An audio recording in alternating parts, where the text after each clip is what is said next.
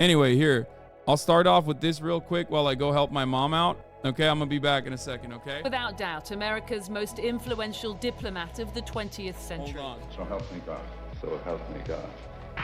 As Secretary of State under President Richard Nixon, Henry Kissinger was both revered and reviled as the prime architect of U.S. foreign policy throughout the turbulent decade of the 1970s. Now Mr. Nixon embarks on the first visit of an American president to the People's Republic. A period that saw Kissinger broker the landmark deal that finally forced Washington to open up to communist China, forge arms control deals with the Soviet Union, and end the war in Vietnam. Dr. Henry Kissinger assures Britain's Foreign Secretary that all America wants is peace. To some, he was the genius negotiator of his time, able to bring leaders together like no one else before or since. To others, a war criminal whose relentless strategizing in the name of American self-interest led to the death of tens of thousands of innocent civilians. Like in Chile, where Kissinger helped pave the way for the brutal dictatorship of Augusto Pinochet, and Cambodia, where he reportedly told US military to carpet bomb anything that moves in America's war against Vietnamese communists. But that he was a towering figure who shaped American and global politics is not in dispute.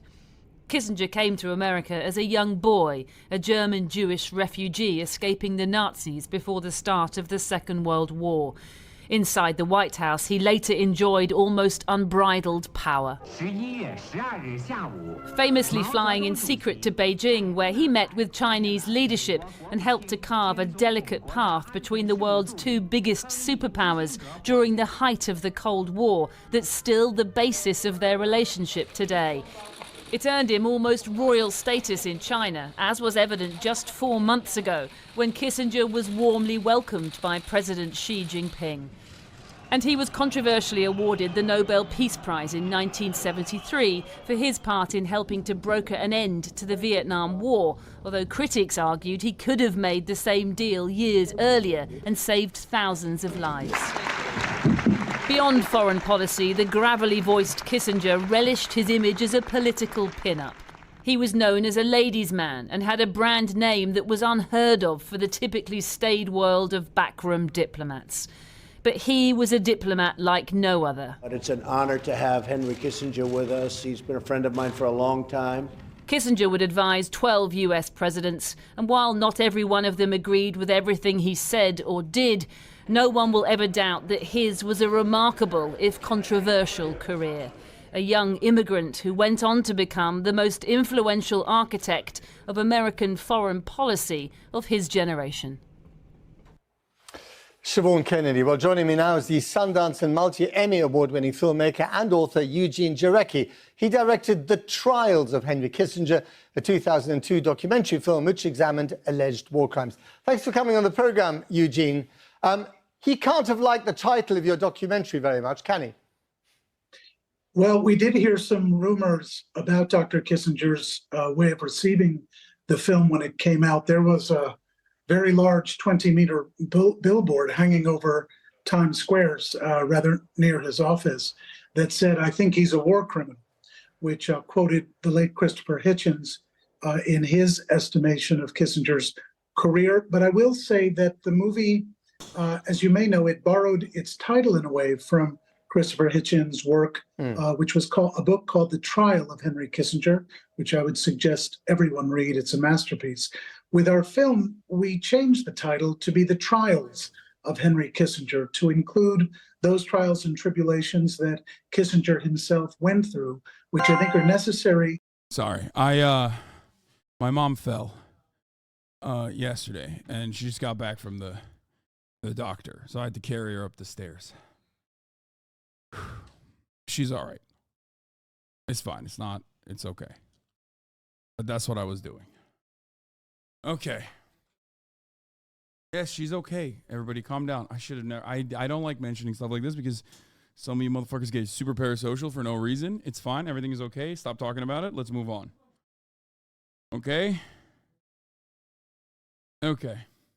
Let's continue. To have a full and mindful understanding of the man from all directions. And what do you think was his core? What made him tick? I think he was someone who had a very cold calculus about what he viewed as the forces that run the world.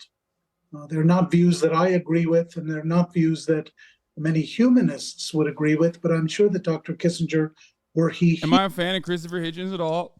No. I mean, some of his stuff is good. Like his take on Henry Kissinger is good. He's old Hitchens, like post 9/11. Hitchens is like, I feel like very different. He's always a bit of a fucking asshole, right? He was always an asshole. However, like in like older Henry, what am I talking about? Old Christopher Hitchens is very good. Like a lot of great takes. You know, in a sea of him being a fucking douchebag, but newer Christopher Hitchens is like most notable for his anti-theist Islamophobia. So, yeah, he is like the he is the archetype for the Sam Harrises of the world, I would say. Here would pat me very pityingly on the head and say that, well, you don't understand the way the realpolitik of the world works, and that, as he once said in an interview, some people think that states can have their morality judged the same way that human beings can. But he went on to say, but sometimes statesmen have to choose among evils. He was very good at crafting phrases, but when I stepped back over time, I figured out that's just a trick loaded into that sentence. I don't think he's tricking us. I think he's tricking himself into being willing to.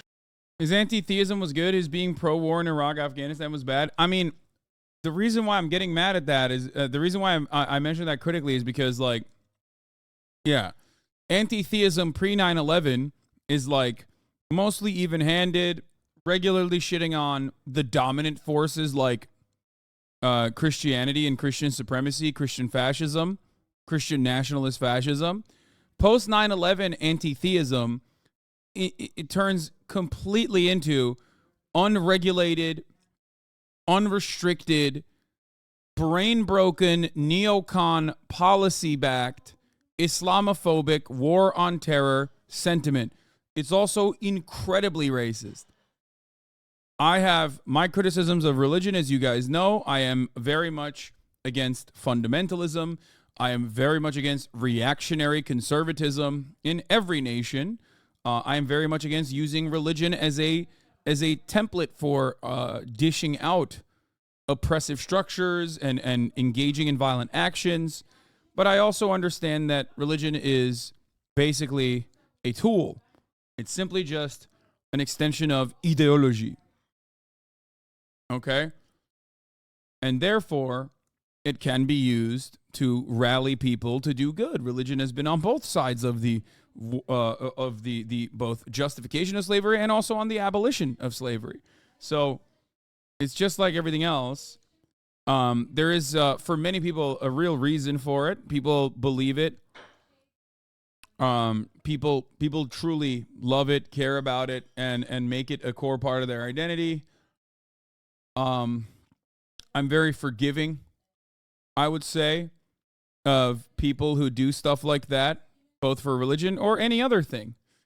After all, I'm forgiving of people who believe capitalism is good. You know what I mean? And that's the overwhelming majority of people, both in my life and in America in general.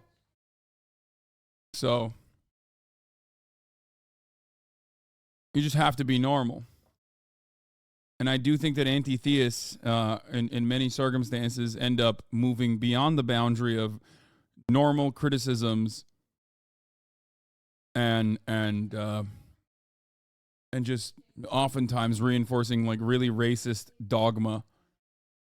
Tell that POV to indigenous populations? What do you mean?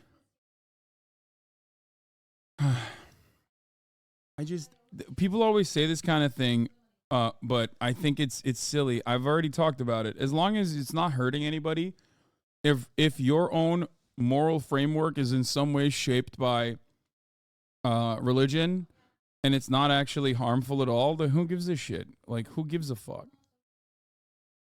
Actually, the irony, of course, is that a lot of the anti-theists unironically turn into the same proselytizers that believe their cause is also just and their cause is moral, and find themselves just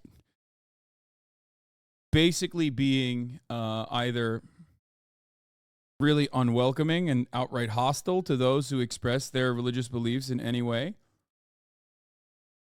or I mean, yeah, they turn into like crusaders, but not necessarily like a militant power. They don't become crusaders of backed by like a militant superpower or anything. They just become crusaders of being incredibly annoying. Like their cause is just, and their tactics are just annoying people.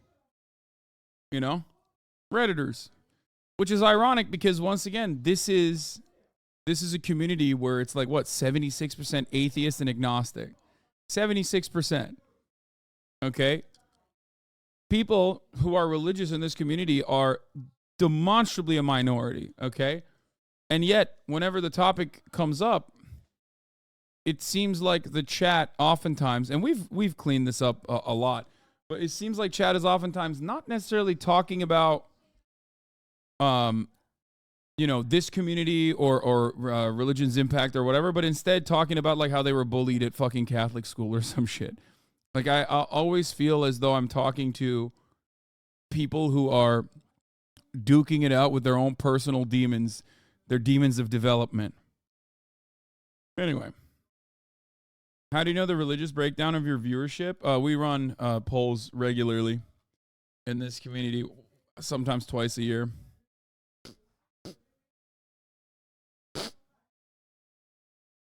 Anyway, people like religion, not capitalism, and we can convince people that religion can and will still exist post-revolution, and that's the goal. Yeah, I think that anti-religious activism, or even anti-religious actions that were undertaken in the USSR, led to its downfall too. For example, that's like one example I will point to always. Anytime you start fucking doing terror on churches or mosques or synagogues, like, you're the bad guy. You're the bad guy. Okay. Anyway, thing is, like, I am culturally Muslim, as I say. Grew up in a Muslim country. There are a lot of cultural implications of such in my life, but I've never been a particularly religious person ever in my life. I would go so far as to say I was more of a r/atheism nuisance in my earlier years, from third grade onward, I would say, when we first got our religion class, where I was very annoying as a kid and thought, well, this is a religion class, but why are we only learning about Islam? Doesn't seem like we're learning about other religions. Also, the only class that I barely passed with a 3 out of 5. We don't have an ABC grading system. We had 1 through 5. Yes. Yeah. I was a real oh my science. Anyway. Was it difficult being an atheist in a family country of Muslims? No. No, it wasn't. Because you want to know why? Because, like, as long as I'm not being fucking annoying, they don't know. Nobody knows. Like that's the thing I've tried to describe to people, and they get so mad at me. Like, obviously, there's certain aspects of your life that you can't change about yourself, your sexuality, your gender expression, things of that nature. And, like, oftentimes religious families might not be as understanding, but that's not a byproduct of religion. That's usually just conservatism. It's social conservatism. Also, you have to remember, Turkey is a very secular country, or especially back then. And I come from a family of heretics themselves. So, while I was still certainly surrounded by Islam all around, I recognized it very early on. My parents never like forced it upon me or anything like that. Instead of saying bless you, I said peer review studies you. Exactly. So anyway, let's continue with this Henry To Kissinger shit. endorse a kind of cutthroat calculus, as if humans don't choose among evils. We all do. Life is an endless process of trying to find the least worst in situations. My uncle is literally an r/atheist Andy. Yeah, while I was growing up, he was actually the most religious person in our family. He was the most Muslim. My uncle used to be, and my grandfather to a certain degree, used to be very Muslim. They loved it. They were big Islam boys and conservative too, actually. And then they both became r/atheist Andys. But I mean, I had made up my mind far before that. Anyway, In an imperfect world. And I think Kissinger took license in a way that was very helpful to the American empire. And I call it that advisedly. We are an empire, that's clear. And Kissinger was our front man, willing to do the dirty work. I mean, there were some astonishing achievements, like cozying up to the Chinese, splitting the Chinese off from the Soviet Union. But then, of course, he was also instrumental in overthrowing Allende's government in Chile, democratically elected. There was the carpet bombing of Laos, etc. You know, how do you think the cold eye of history will judge him? You know, on a scale of 1 to 10, good guy, on a scale of 1 to 10, bad. just objectively bad guy. The only group of individuals that could like maybe cherish his legacy a little bit, who I have more bandwidth with, is Chinese government. Okay, is the people in fucking China who are like, yeah, that was pretty pog. Thank you for participating in the normalization and the recognition of the People's Republic rather than the Republic of China. It's you know, that's it. That's pretty much it. Other than that, and there was his own personal reasons for that too, but even then, you know, aside from opening up China to the rest of the world, or opening the floodgates, the two Maoists, Richard Nixon and Henry Kissinger, were pretty fucking bad overall. Belligerent, psychotic, not like the brilliant, bold, beautiful statesman that they are championed as, not calculating. It's always ironic because, like, people will often look to Henry Kissinger as this, like, brilliant elderly statesman who played, you know, the diplomatic game really well, the detente and all this shit, right? And it's like, okay, except you fucking despise Nixon. So how does that work? Not to come across like a defender of Henry Kissinger, because many defenders of Henry Kissinger will turn around and unironically say, well, you guys are, you know, you don't even consider Richard Nixon to fucking be as bad. How can Henry Kissinger be worse than Richard Nixon, right? And the opposite also works in this situation, because like there are people out there who fucking despise Richard Nixon but don't take the same issue with Henry Kissinger, liberals, okay? And then there are people who I would say, I mean, most people hate Richard Nixon, but like don't hold him to the same level of like responsibility or culpability as Henry Kissinger. I, on the other hand, have a consistent moral principle here, and I say, of course, that all American presidents have participated in a litany of war crimes as a consequence of their endless conquest to expand on newer ventures and continue capitalism. And without imperialism, you cannot continue capitalism. One might even say imperialism is the highest stage of capitalism. So all of these leaders have been war criminals in general. Okay? So that's what we're going to be talking about today. Hopefully with Spencer Ackerman first. I think it's a bit more complicated. Don't know where he is. We are I'm going to find him right now. That is so insecure and spiraling into man's inhumanity to man and man's inhumanity to nature with such velocity and with such significance for all of us that Kissinger almost seems quaint in his carpet bombing of Cambodia and Vietnam. He seems quaint in having illegally entered the United States into conflict in Cambodia without telling the American people or Congress. And I guess you could say in some macabre way that it's quaint the way he provoked the genocide, unleashed the forces of genocide in Cambodia. Today, we see genocide in many directions. Bro, he literally did the genocide, and then more genocide continued because of the genocide that he did. Like, he doubled down.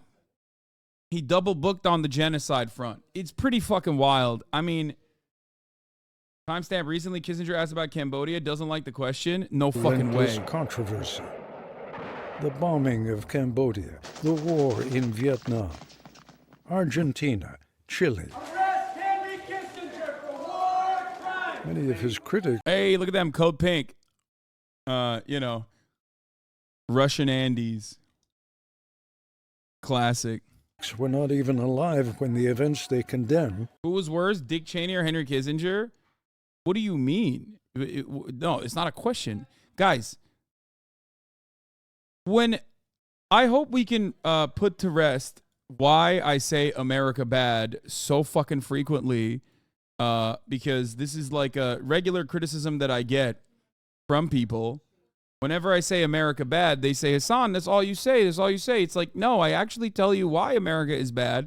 And then I follow up with, this is why America is bad. Most of those people are probably also celebrating Henry Kissinger's death today. Okay? Dick Cheney is close, but nowhere near as bad as Henry Kissinger as a singular force of evil. It's like, it's weird to look at. I mean, who's worse, Hitler or Henry Kissinger? No, Hitler is worse. I would say Hitler is worse. Like, if we're looking at the numbers, on the board, if we're simply operating off of, Hitler is definitely the worst.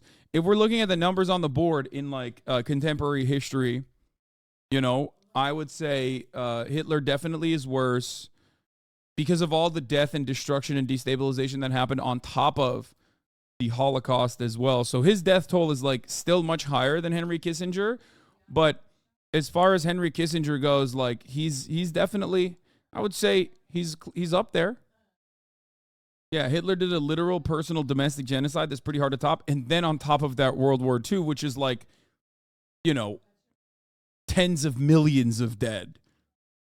So that's, like, Henry Kissinger is the reason why we criticize Henry Kissinger. The reason why I criticize at least Henry Kissinger is, well, you know what? We'll have Spencer Ackerman on right now to talk about it. Let's do it. Okay. Hello, Spencer. Can you hear me?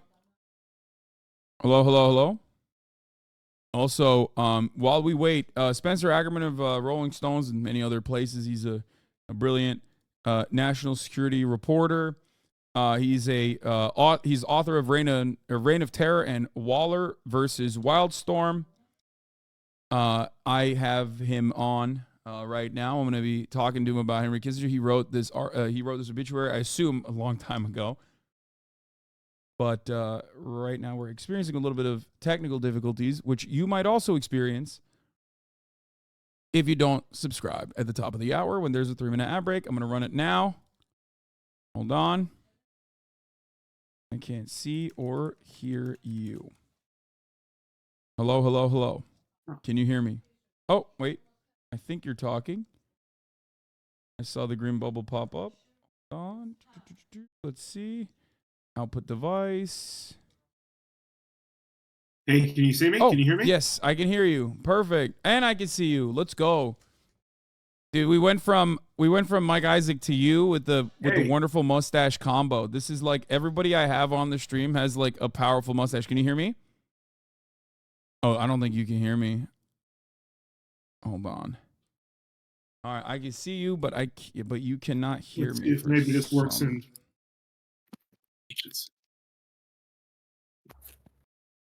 Say something. Hello. Can you hear me? I'm speaking, but you cannot hear me. Okay.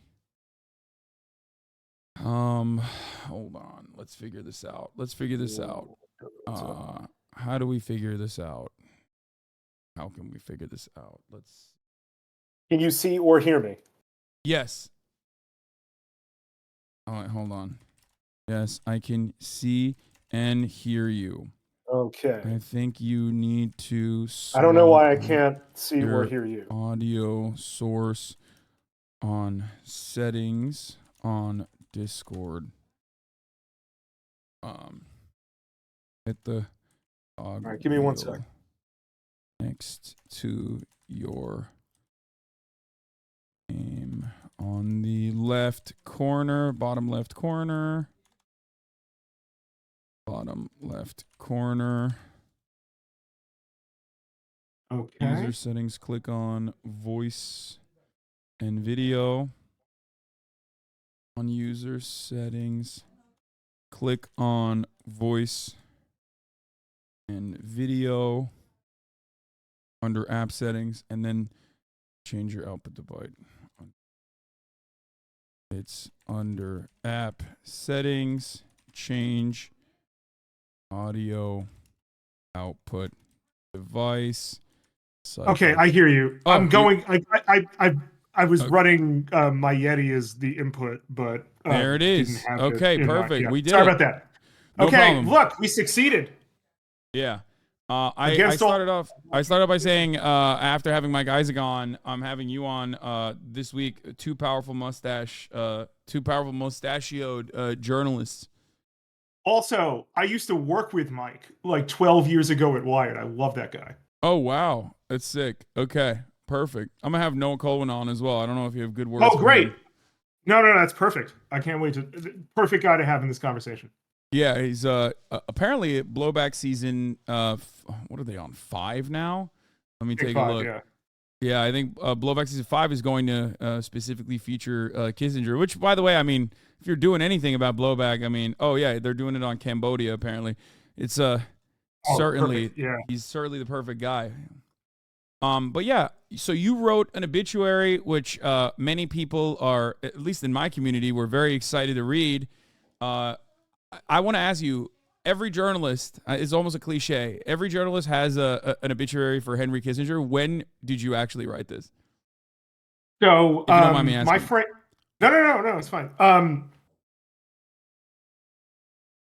It was finished by June-ish of 2022.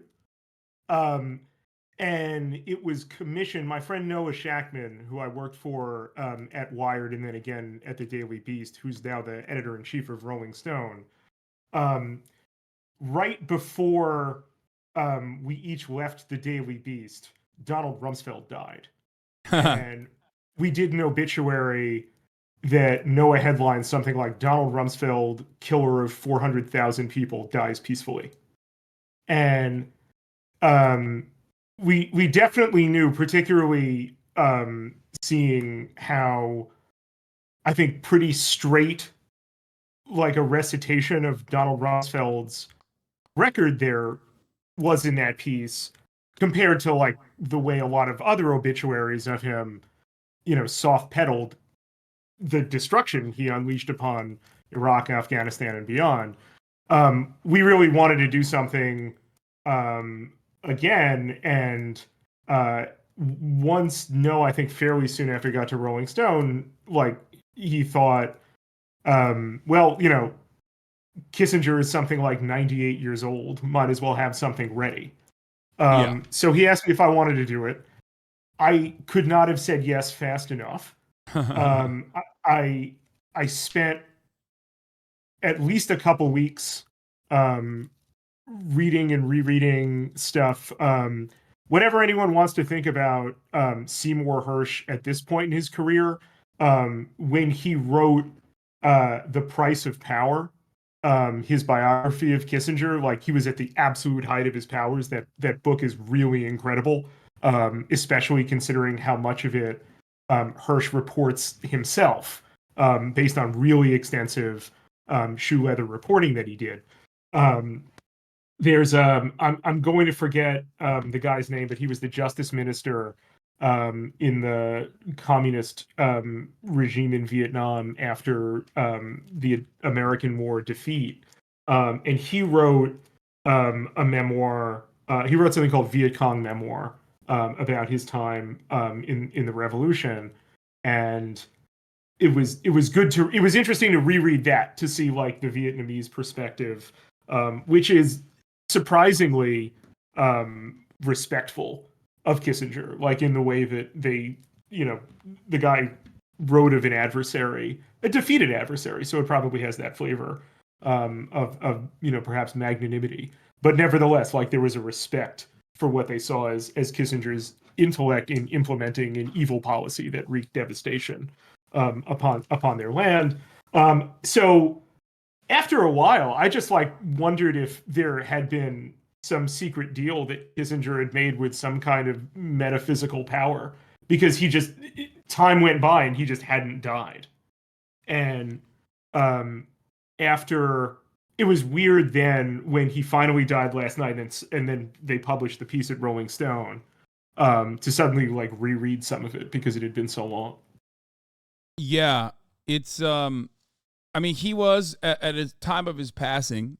I believe he was one of the last remaining top administration officials in the Nixon administration, and it had been that way for quite some time. As a matter of fact, speaking of writing obituaries ahead of time, this is something that people, I guess, don't know in my audience, which is why I asked you when you wrote yours.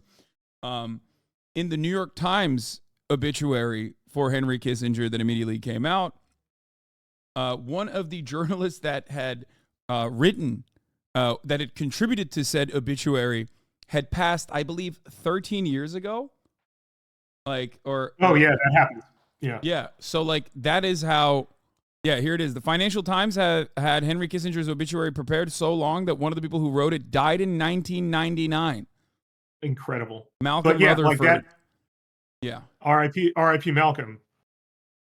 Yeah. So, one thing I will say is I do think, for me specifically, I obviously have a bias towards American imperialism. I cover it quite frequently, and because of that, I guess like there's two things I want to talk about. One, Henry Kissinger is not unique in many ways, I would say.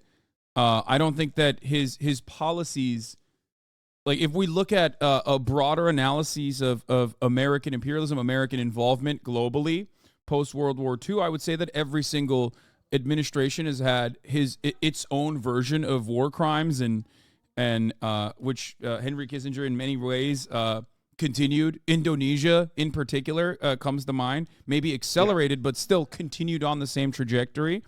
And that's pre-Kissinger, that's 1965.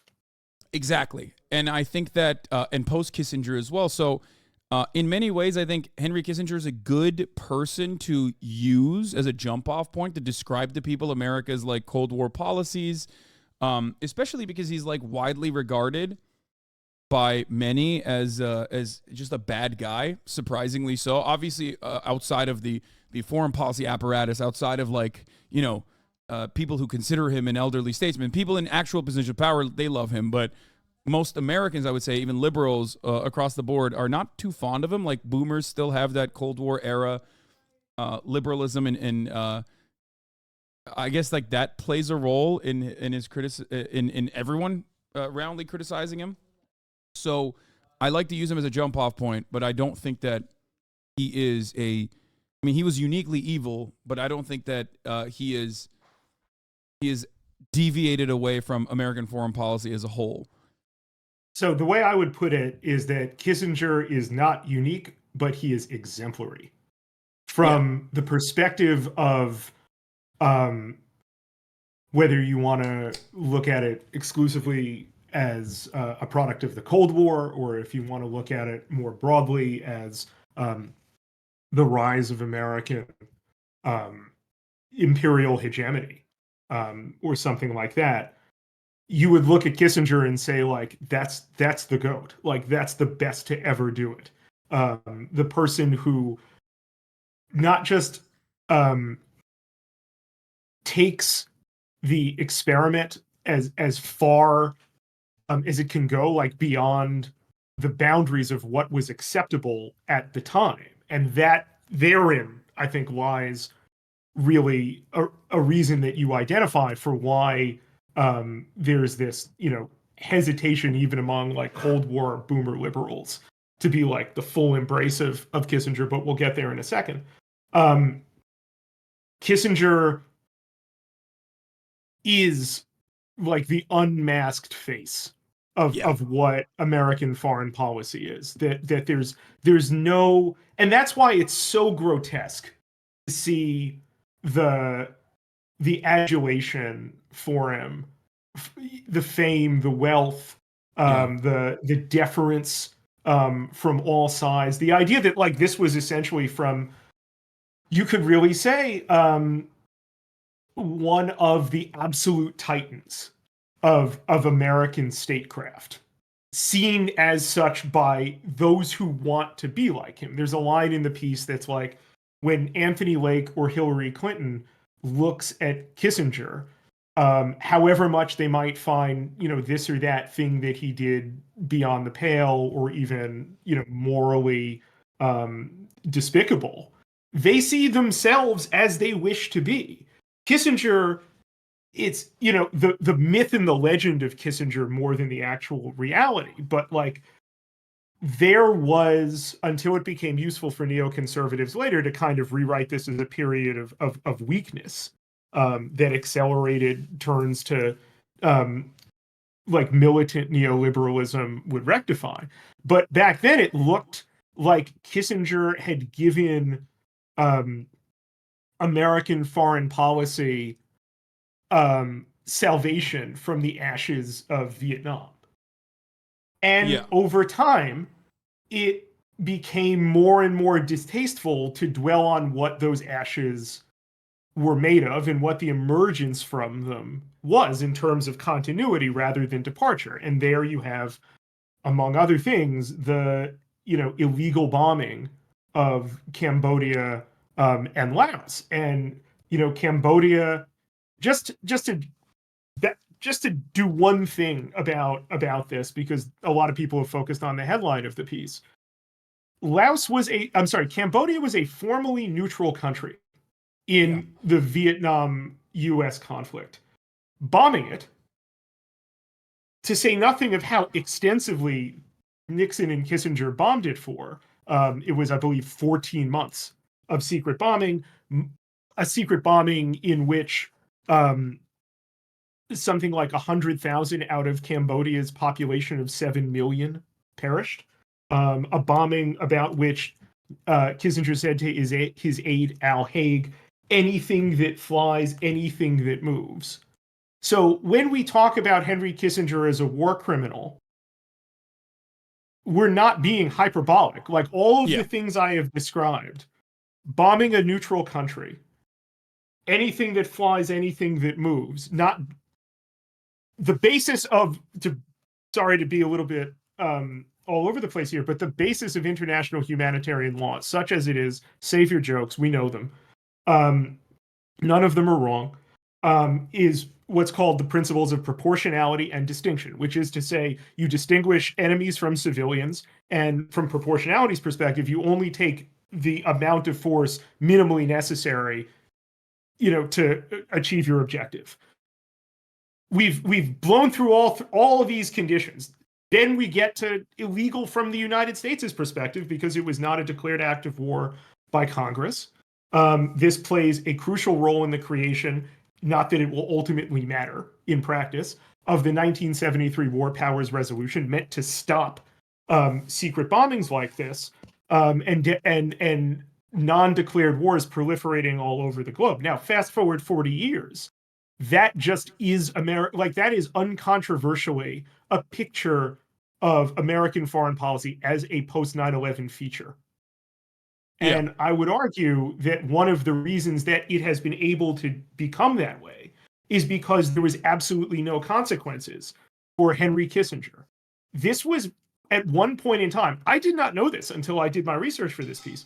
An amazing, historical fact that this indicates. The secret bombing of Cambodia was one of the original articles of impeachment against Richard Nixon that comes out of Watergate, and also the leaks of which in the Pentagon Papers, spur the thing, Watergate saga in the first place. But eventually that gets stripped out of the Nixon impeachment, ultimately preempted because Nixon resigned. But it is impossible not to take a moment to imagine a world in which one of the reasons that a president was removed from office was waging a secret war, and what that would have meant. Possibly nothing, and we'll never know. But what precedent and deterrent effect that might have had on no what is presidents simply after now would ever US do such a foreign thing, policy. right?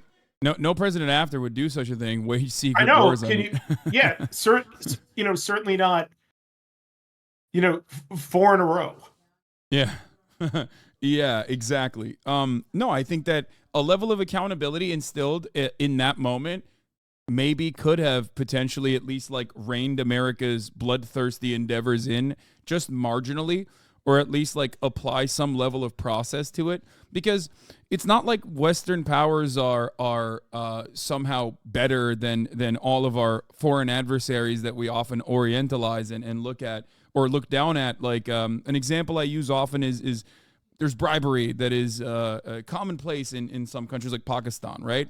But we already have corporate lobbying. We have basically codified bribery, so it somehow seems more normal and institutionalized and therefore better.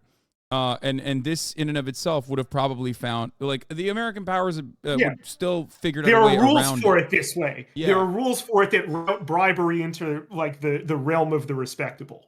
It would have been more civil and maybe better paper trail as a consequence of such civility. But I do think that America would still continue its bloodshed.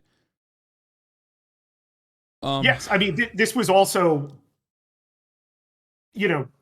by design, institutionally, the policies that Nixon and Kissinger created, some of which were more Nixon than Kissinger, in particular China, which is, I think, easily the biggest, success and most consequential aspect. Maybe not the most consequential aspect, given, all of the human suffering of Nixon's foreign policy. But, nevertheless, this is what I would say, Kissinger and Nixon at this point in history are a crucial turn of the ratchet in order to institutionalize this corruption and this bloodshed. One of the things that I wanted to do in the piece is look at places where Kissinger not only destroyed but built, and that brings you right into Chile in 1970 to 73, where after the democratic election of a socialist president, Salvador Allende, immediately Kissinger sets to work seeking to overthrow Allende, including with an extremely January 6th-like CIA plan to stop the Chilean Senate from seating Allende, even though he had won the election. And, Kissinger had epic lines. Cy Hirsch's book has this, The Price of Power, epic lines from people who were in the room talking about, Kissinger was saying things like, why should the fact that, why should we let a small thing like a Chilean public opinion get in the way of stopping a government that's going communist? And, quotes from aides to Nixon and Kissinger talking about how Kissinger thought, precisely because we now had an example of elected socialism in the Americas, that Allende was more dangerous than Castro. Yeah. Now, if Noah Coleman's going to be on, he can run with that. But the point I'm driving at is that ultimately this culminates in U.S. support in 1973 for Pinochet's coup, for the thousands that he kills, for the tens of thousands that he tortures and disappears, and the entire reign of terror that emerges from it has Kissinger's extremely enthusiastic blessing, and ultimately is for a purpose, which is to create a laboratory of neoliberalism. They invite all of these Chicago school economists to design a thoroughly privatized economy, stripping, like, really, like, stripping away at all of the worker protections that Chileans had come to enjoy, and ultimately decimating the ability of the Chilean working class to ultimately benefit from the society that its labor was creating. And there we see we see Kissinger's contribution to shaping the world that we currently live in. Yeah. The Justin liberal world order, as you call it, as you talked about with that's how Hillary Clinton. Yeah. The continuation of that is definitely demonstrated. I feel like he's like Henry Kissinger. I wouldn't say he's the turning point for this, because I like I said, I think that there's always been bipartisan consensus with, like, maybe marginal deviation on methods and tactics, or how aggressively America wants to pursue imperialist actions and destabilization in certain parts of the world. But the fact that I think American leadership, like Democratic Party leadership, regularly celebrated Henry Kissinger shows that this is always been a bipartisan. This has always been a bipartisan initiative, and I mean, after 9/11, I would say it's like a even more pivotal point where this became permanent, where even on the ground, the anti-war activism of the Democratic Party completely subsided. It was over after that. And we have yet to see any kind of movement in that direction until recently. As a matter of fact, I would say the pro-Palestinian, I think Gaza. Yeah, the pro-Palestinian protests are the first time in my 32 years of being alive have I ever seen, and I've only lived in America since 2013 or 2009, is the first time I've seen, like, genuine activism in that direction happening within the Democratic Party again, and they're, of course, aggressively trying to clamp down on it. Speaking of which, while we're talking about Kissinger, I mean, he had his fingers in everything, obviously. What would you say was like his main motivation? Because a lot of people talk about realpolitik and how it deviates away from American exceptionalism and whatever, but ultimately, I don't think there was that much of a deviation, I guess, with some notable exceptions. But beyond that, I think the realpolitik, I think, the realpolitik just serves the exceptionalism. And the point is, it's not even exceptionalism for its own sake. What it is recognizing that these are ideological justifications for achieving, sustaining, and pushing the frontiers of American imperial control. And I can't read Nixon's mind. I'm sorry, I can't read Kissinger's mind. I can only read Kissinger's words. And the impression left, particularly by his famous work, A World Restored, is that he believed you can't really translate it into 20th century terms so well, but, like, his sense of what order required was imperial domination. And I don't really think it matters to ask whether that was, believed or, cynical or what. I think all that matters is that it is a useful means to an end of wielding American power for the purpose of imperial domination, for sustaining that empire, and for pushing the frontiers of its influence, really far. And, Kissinger this is why I use the term that, he's a turn of the ratchet. He's not, a thing that makes the difference between, not being, an empire and being an empire. It's, when you think of the way, after a while, people like in the Democratic Party foreign policy orbit, came into power. A lot of it, had to do with the widespread anger at the Vietnam War, of which, Kissinger by the, early to mid 70s was a symbol of. And then after a while, as they ascend through the kind of rank, the kind of foreign policy ranks, the consultantship ranks, I guess that's more of a recent thing. What they come to fixate on more was the way in which Kissinger successfully pushed those frontiers of American power. After the 1973 war, Kissinger assiduously cultivated Egypt and pushed it from the Soviet, or got it from, the Nasserite era Soviet orbit into the American orbit, where after Camp David it stayed ever since. You can,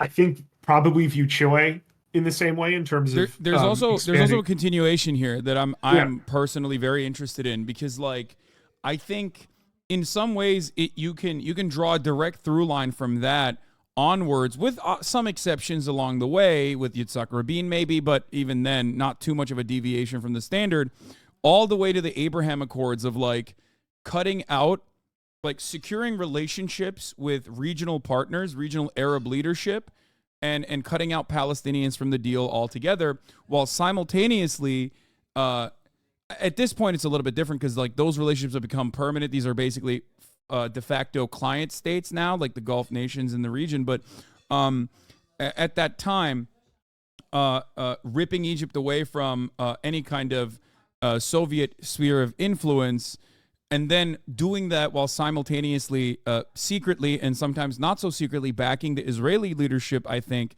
is exactly how American foreign policy has continued and only expanded on that same principle. It's important to remember that in foreign policy circles, the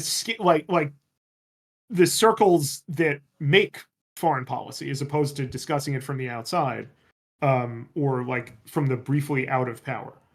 The scale of opinion is Kissinger, effective son of a bitch, or titan of the American project. Like there's not much, viewing of him that lacks respect. There just isn't, and it's been an education, an ongoing education. This is one of the reasons why I wrote my obituary the way I did, to talk about not just Kissinger and what his works were, but to kind of turn it in on us and ask, like, what does his impunity, his freedom, his wealth, his fame have to say about American elites? And it's an exceptionally ugly story that ultimately boils down to saying millions of lives don't matter.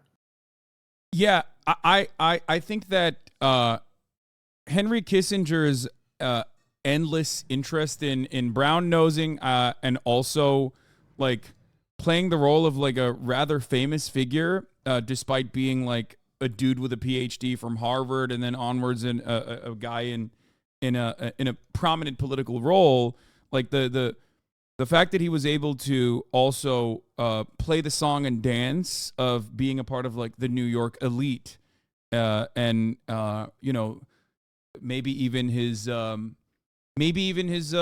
like dating history even, and all the wealth and all of the fame that came along with it, I think helped solidify him as a figure, as a permanent fixture. But also on top of that, the fact that he never got any sort of punishment directed towards him for doing all of these awful things, like openly engaging in war crimes, is because if it begs the question, if Henry Kissinger is to be tried, right? Obviously, that's a laughable notion. Who is going to try him? How could they ever do this? Like, is Laos and Cambodia going to do such a thing? Are they going to be able to, cut trade relations with America or invade America, or, engage in war with America? There's no way that they could do that, right? But it begs the question, if that happens, then what, does it, what's then to stop Kissinger from pointing around at all of the rest of you in the foreign policy establishment, and you were there, and you were there, and what else?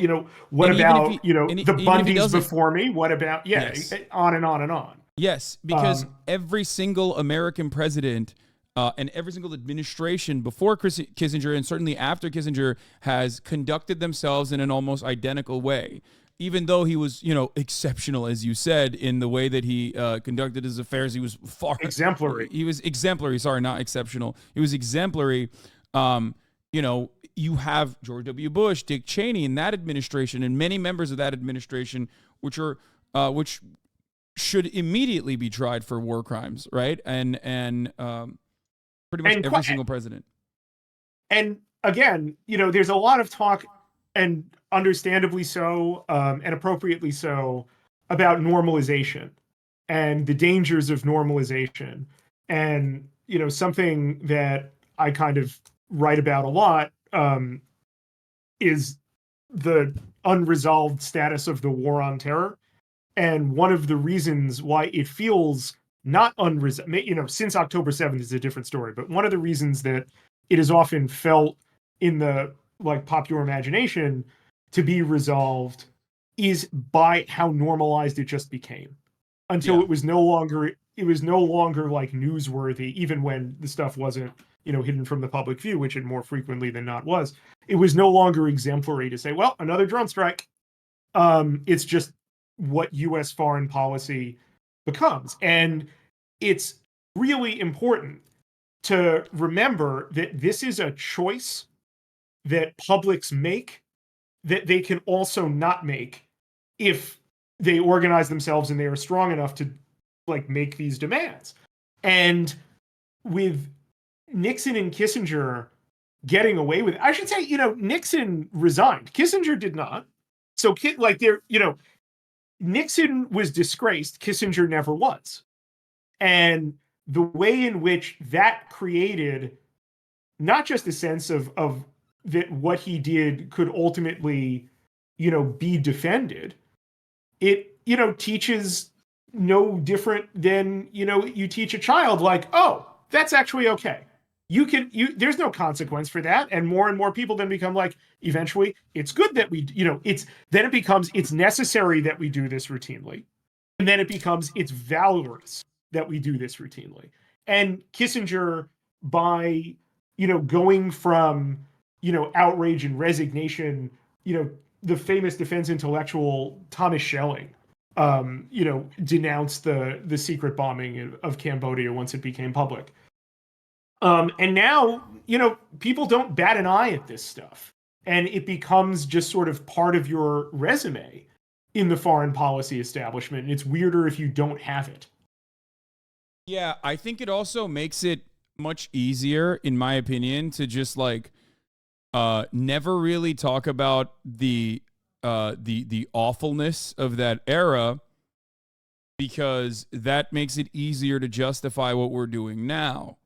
If you don't think about the 580,000 bombing missions on Laos between 1964 and 1973, then all of a sudden it's much easier to justify what's going on now, because you say, yeah, those stuff, we don't know the extent of the crimes, we don't know the extent of the violence, but yeah, that stuff was bad. But right now, what's going on right now, well, this is good. It's good this time. America's involvement and interference in world affairs is good this time. Right. There's a sense that we've learned our lesson. But if the activities that you're conducting are institutionalized criminality on a mass scale, and we can go into so much detail about the various different avenues those criminal activities take in their institutional courses. Only real penalty, reputational, criminal penalty, financial penalty can teach the disciplining lesson that you can't do that. It's why we have laws in the first place.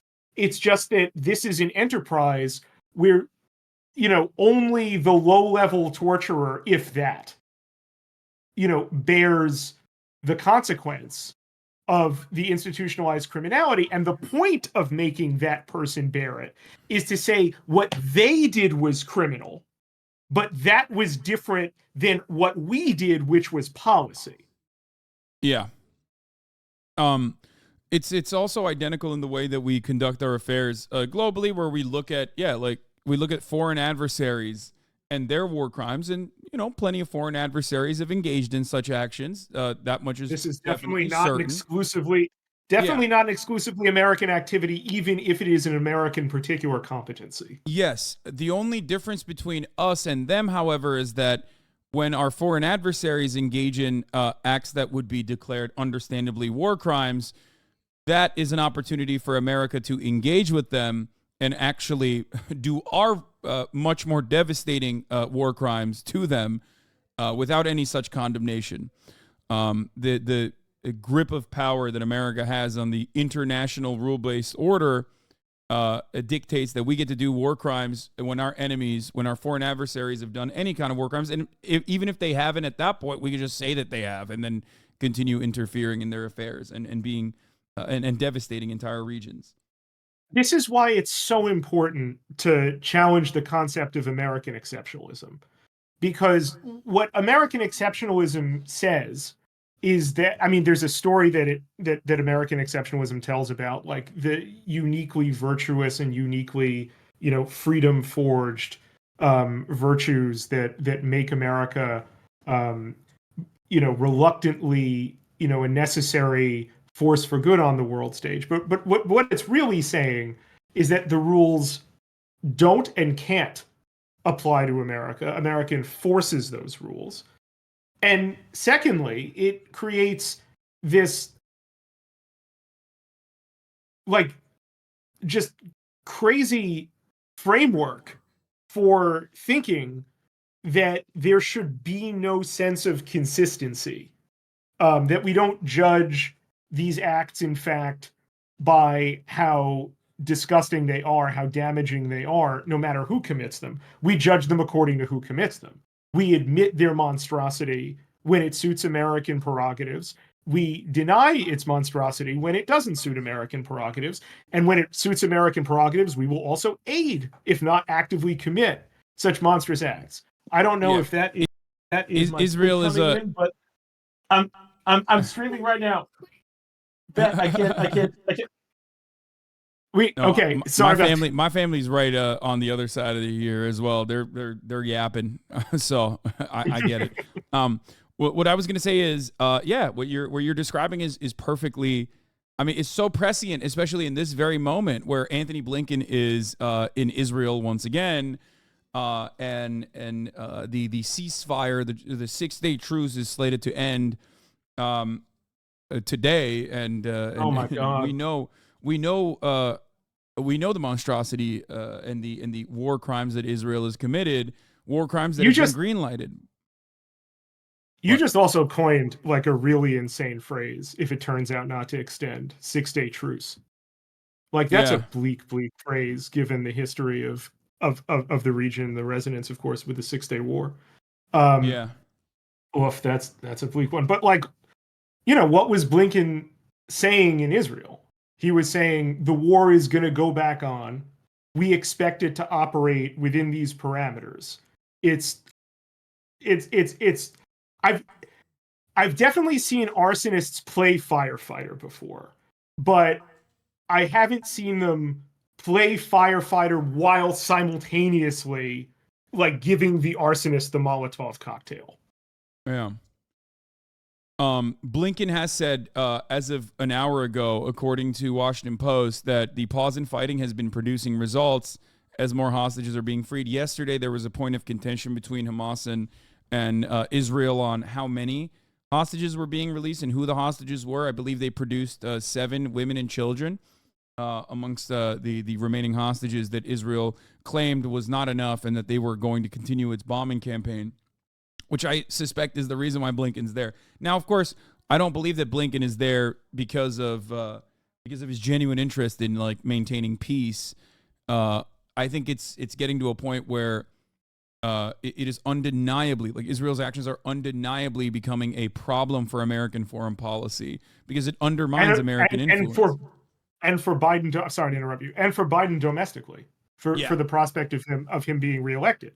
And so now you have this spectacle from Blinken of trying to like have the emphasis in one audience be, we told Israel it had to limit its war, while to the Israeli audience it's saying like, yeah, it's back on, go.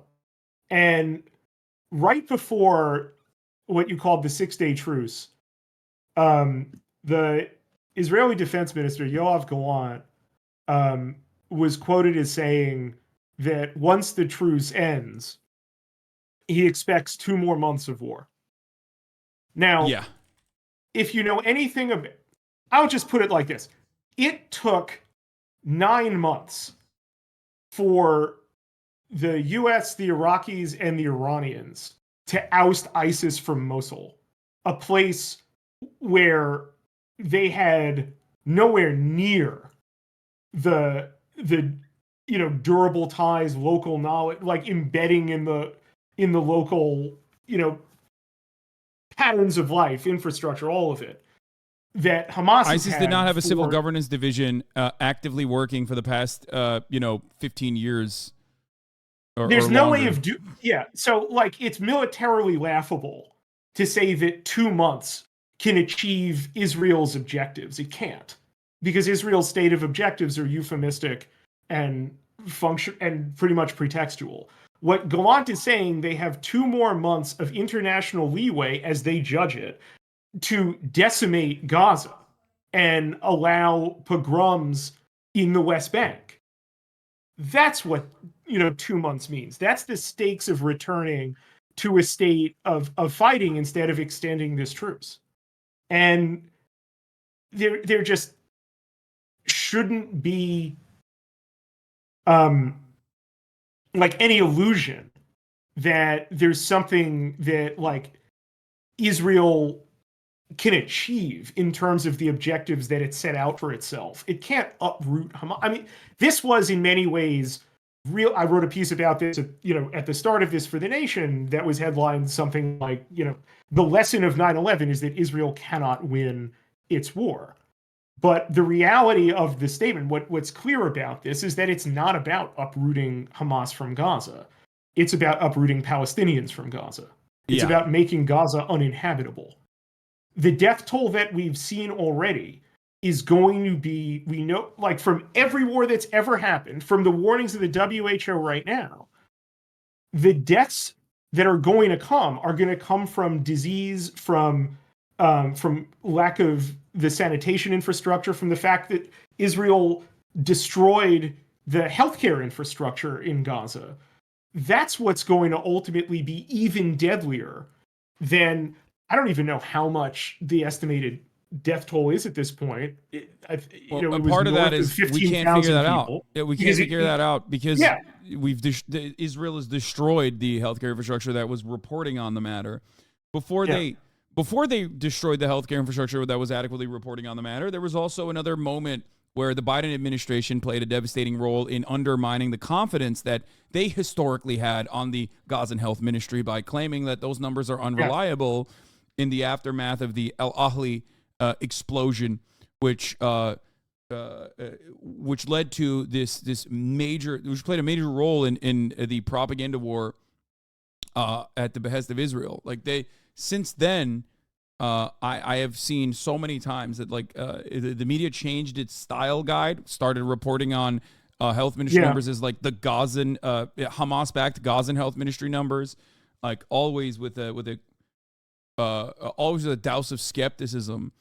One that is never offered to the IDF, which is routinely lied. If we're looking at like the inconsistent information coming, or the historic track record coming from Hamas-backed or even Hamas-directed organs of information in comparison to the Israeli government greatly outweighs.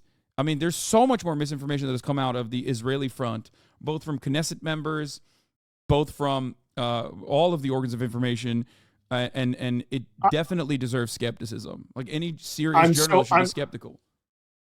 I'm so old, I remember when underneath the Al-Shifa hospital complex, there was the Hamas Command and Control Center. Yeah. You know, it compounds, and journalists have to ask themselves, you know, really honestly, what kinds of credible sources from all sides they are actually confronting. And in so many cases, look, Israel, you know, Israel has killed something like, I apologize for not knowing the total almost number, 60 journalists. Thank you. Yes, over 50 for sure. Yeah.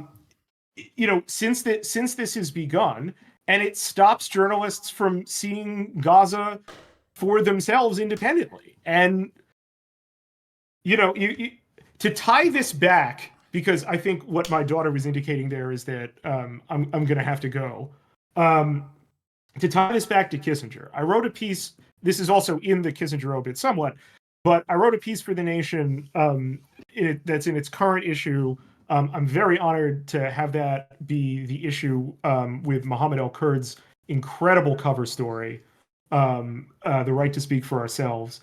And this piece was called Gaza Shows the Difference Between International Law and the Rules-Based International Order.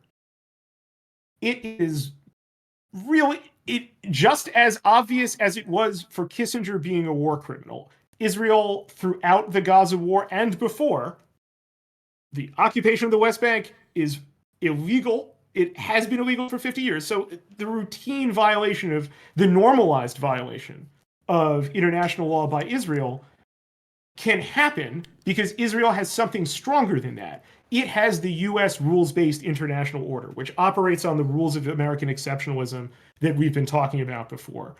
Kissinger brought that rules-based order to an extreme height, a height that would subsequently be surpassed.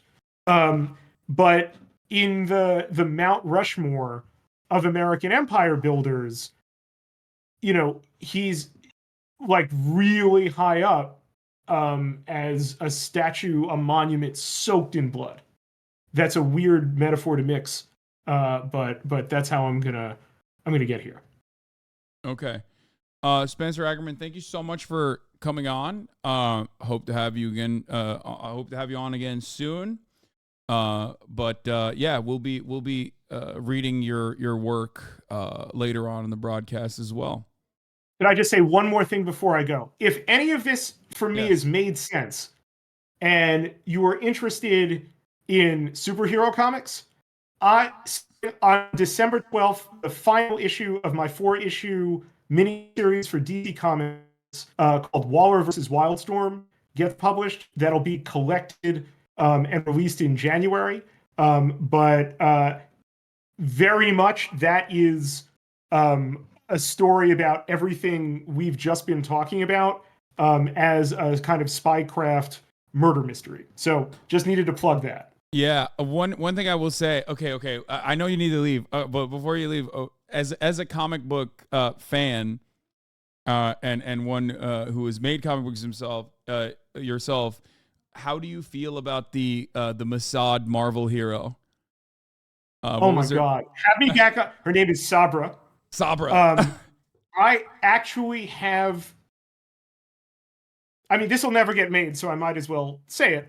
I have an unpublishable pitch for a Sabra story that, you know, Marvel, if you're listening, I doubt it would ever possibly be able to be published.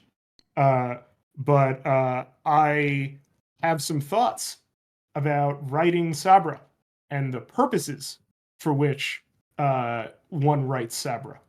But like to be clear, when this character goes into the movie that's gonna happen, I think it's a Captain America movie. Buddy, be prepared for just how heroic this presentation is going to be. Like, that's going to be a rough thing to watch. It is going to be, if you thought, Gal Gadot, Wonder Woman, saving the little kids from the missile was something, just wait until you see Sabra and Captain America valiantly in action together.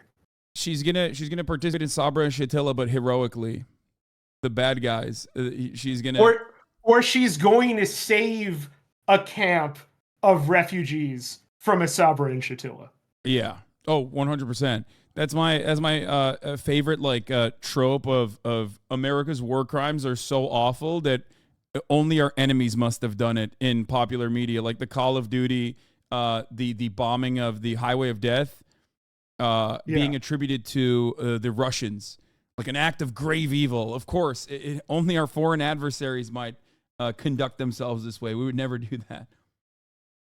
That's all right, man. Thank you so much. All right. Thank you for coming on, Spencer. Absolutely. Appreciate it. Take care. All right. Damn, this guy's good.